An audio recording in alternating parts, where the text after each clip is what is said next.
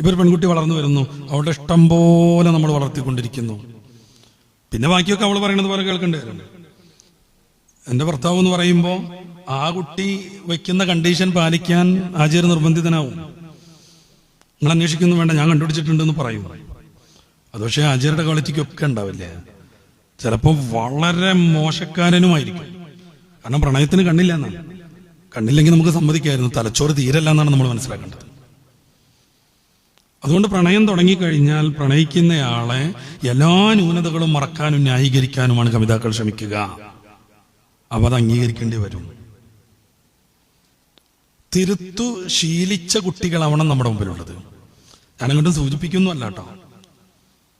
1500 രൂപ റീചാർജ് ചെയ്യാൻ ഒരു കുട്ടി ചോദിക്കുന്നു. ഇന്ന് 1300 ഉള്ളൂ, 200 ഞാൻ നാളെ ഒപ്പിച്ചു തരാമെന്ന് പിതാവ് പറയുന്നു. അത് മതി കുട്ടിക്ക് ജീവൻ കളയാൻ. എത്ര സങ്കടകരം. നമ്മൾ ഇന്നലെ കേട്ടൊരു വാർത്തയാണത്.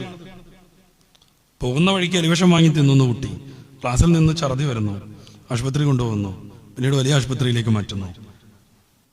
ആ പിതാവിന്റെ സങ്കടം ആലോചിച്ച് നോക്കൂ. അദ്ദേഹം കുട്ടിക്ക് കിഡ്നി കൊടുക്കാൻ തയ്യാറായിട്ട് ഓടിപ്പാഞ്ഞടക്കായിരുന്നു. ലക്ഷങ്ങൾ ചെലവഴിക്കണം നമ്മളെ നിന്ന് രക്ഷപ്പെടുത്തിയെടുക്കാൻ. ദുഃഖത്തിൽ നമുക്ക് പങ്കുചേരാം. അല്ലാഹു അവർക്ക് സമാധാനം നൽകട്ടെ. ആ കുട്ടിക്ക് അല്ലാഹു നന്മ പ്രദാനം ചെയ്യട്ടെ. എന്തുകൊണ്ടാണ് ഒരു ചെറിയ ഇത്തരം സന്ദർഭം വരുമ്പോഴേക്ക് ജീവൻ കളയാൻ മക്കൾ തയ്യാറാവണത്? അത് ഞാൻ പറഞ്ഞു, തിരുത്തി വളർത്തണം എന്ന്.